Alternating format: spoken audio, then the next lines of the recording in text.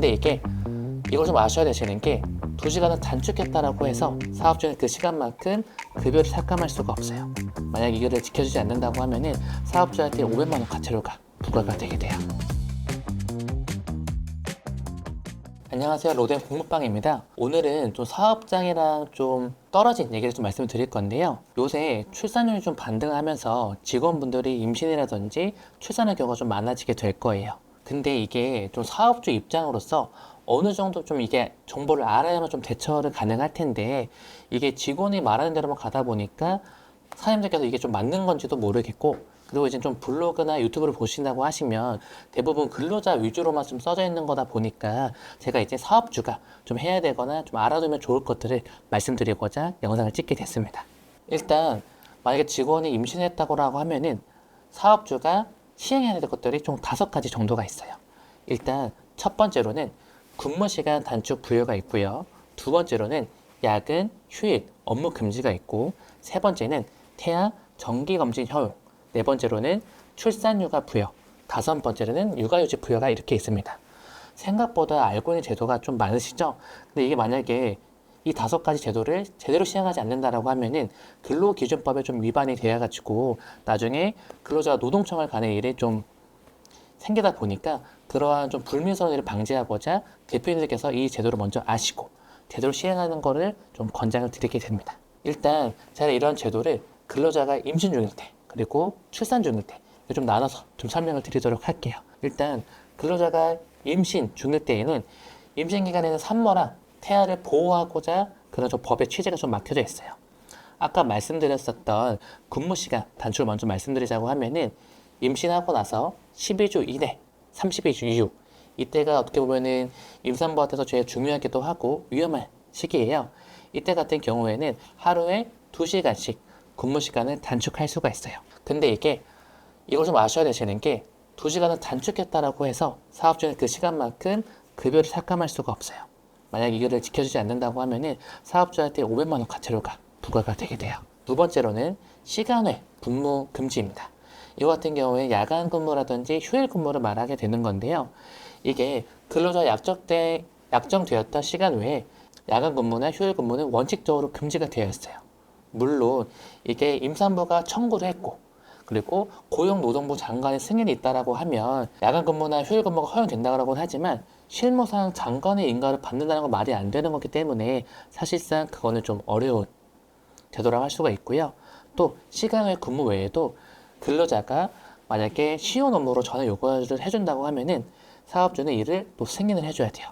만약 이를 보장받지 않는다라고 하면은 사업주는 2천만 원 이하의 벌금까지도 나올 수가 있어요.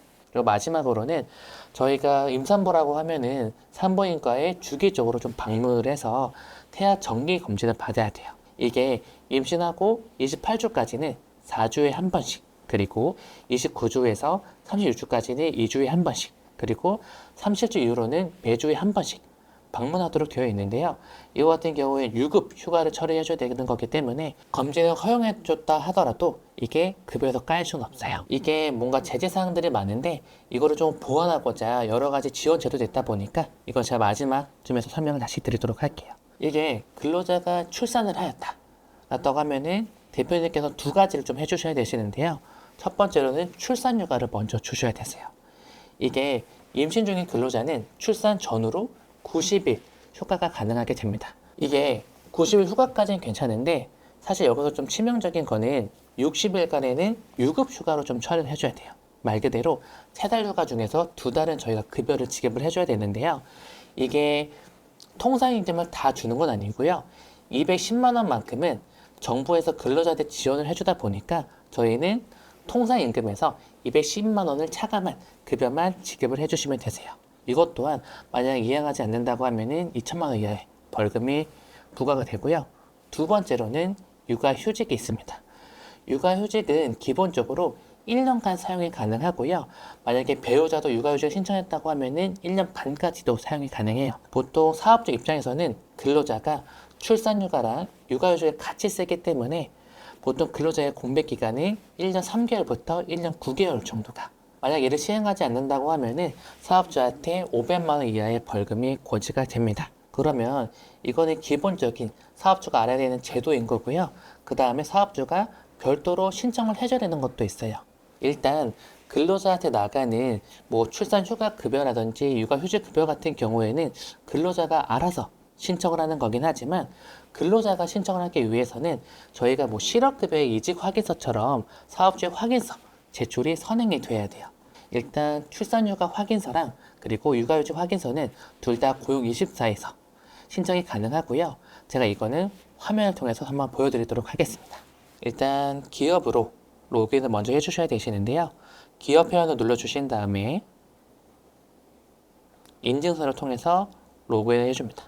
그럼 여기 우측 상단에 보시면 확인 및 신고가 있고요. 여기 보시면 출산휴가 확인서 그리고 육아휴직 확인서, 여기서 신청을 해주시면 되세요.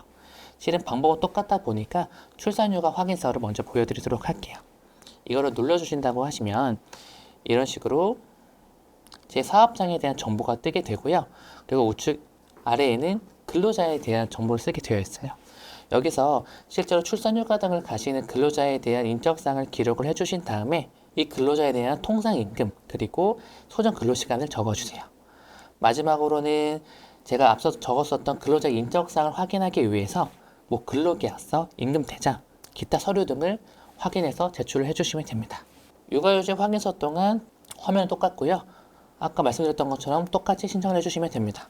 이렇게 확인서를 진행을 했다라고 하면은 저희가 4대 보험도 중지를 시켜놔야 돼요. 일단은 근로자가 일을 하지 않고 있기 때문에 4대 보험이 계속해서 부과가 된다라고 하시면 사업주 입장에서는 굉장히 이게 부담이 되실 거예요. 그래서 고지가 나오기 전에 이거를 유예시키는 거를 먼저 신청을 해주셔야 되시는데요. 보통 내가 이제 4대 보험 근로자라고 하시면 세무사를 다 끼고 있다 보니까 그 업무는 대부분 세무 대리인께서 해주시게 될 거고요. 일단은 제가 어떤 화면이지만 제가 블로그를 통해서 한번 보여드리도록 할게요. 그래서 이 해당 업무는 보통 세무 대리인께서 신청하시다 보니까 제가 이런 식으로 어떤 화면이 뜨는지 한번 보여드릴게요. 이런 식으로 고용보험, 건강보험, 연금보험 이렇게 세 가지 공단에다가 다 신청을 해주셔야지만 그 근로자에 대한 4대 보험료가 고지가 되지 않습니다. 이런 식으로 그럼 사업주 입장에서도 내가 이런 걸 잘 시행하기 위해서는 유인책이 있어야 될 거잖아요. 그래서 정부에서는 이렇게 내가 근로기준을 잘 시행했다라고 하면은 지원금을 주도록 되어 있어요. 그래서 이번에는 그 지원금 제도가 어떤 건지 설명을 드리고 신청하는 방법도 설명을 드리도록 할게요. 첫 번째로는 유아기 근로시간 단축 지원금이 있어요. 제가 2시간 단축 근무를 할 수 있다고 말씀드렸었잖아요. 하지만 사업주는 그를 통해서 임금을 삭감을 하거나 일하지 않은 시간에 대해서 제재를 가할 수가 없어요. 그래서 내가 임금을 삭감하지 않았다라고 하면 정부에서 한 달에 30만 원씩 현금성 지원금이 나오고요. 이건 그대로 계좌에 입금이 되도록 하게 되어 있습니다. 이것 또한 고용24에서 신청이 가능하고요. 아까 저희가 확인 및 신고에 들어갔다라고 하시면 왼쪽에 기업 지원금에 들어가셔가지고 여기 출산 육아휴직에 들어가신다고 하시면은 육아기 근로 시간 단축이 있어요. 이거를 눌러주시면 이런 식으로 내가 적합한지 먼저 확인을 하고요. 그 다음에 다음은 눌러가 주시면 된다고 하면은 내 사업장 정보가 뜨고 그 다음은 눌러주시고 이렇게 신청 정보, 내가 단축 시간을 줬는지 그리고 계속 고용할 건지 이런 거를 다 예예예 눌러주십니다. 그 다음에 대상자 정보를 기입을 해주시면 되시는데요. 내가 만약에 뭐 출산휴가 확인서나 이런 거를 미리 등록했다라고 하시면 여기서 불러올 수가 있고요. 아니라 하더라도 대상 등록을 통해서 등록을 해주시면 되세요. 그 다음에 다음 버튼 눌러주시고 신청해 주신다고 하시면 지원금을 신청이 되실 거예요. 그 다음에 만약에 미비한 서류가 있다든지 그런 게 있다라고 하면 보통 고용센터에서 연락이 들어오게 될 거고요. 내가 제출할 서류는 일반적으로 근로시간을 단축을 했다라고 하면은 그게 근로계약서상에 명시가 돼야 돼요. 그래서 그거를 다시 재작성을 해가지고 보내주셔야 되시고요. 그 다음에는 이제 임금이 깎이지 않았다라는 뭐 이체 내역 그리고 근로자 확인서 이런 것들이 들어가게 되십니다. 그 다음 지원금은 대체 인력 지원금인데요. 일단 근로자가 임신이 됐든 출산이 됐든 근로자가 자리를 비우게 된다라고 하면 그 공백을 메우기 위해서 사업자는 채용을 할 수밖에 없어요. 그렇다고 하면 사업주는 대체 인력을 채용한 것이 되므로 월 120만 원이 지원금이 나오게 돼요. 물론 50%만 지급이 나오게 되고 50%는 육아휴직자가 복귀하면 한 번에 지급이 되게 되실 겁니다. 이것도 고용인입사에서 신청이 가능하게 되시고요. 육아휴직 확인서를 제출이 먼저 해주셔야만 이게 신청이 가능하게 됩니다. 이것도 방법은 거의 똑같기 때문에 제가 화면으로 다시 보여드릴게요. 이런 식으로 출산휴가기 대체 인력을 눌러주시고요. 위에 보시면 사전 진단, 사업자 정보 입력, 신청 정보 입력, 재산 정보 입력, 신청 정보 검토, 제출 이런 식으로 육아 아까 말씀드렸었던 단축 근무 지원금은 똑같아요. 그렇기 때문에 제가 직접 보여드리는 거는 여기까지만 보여드리고 신청을 해주시면 됩니다.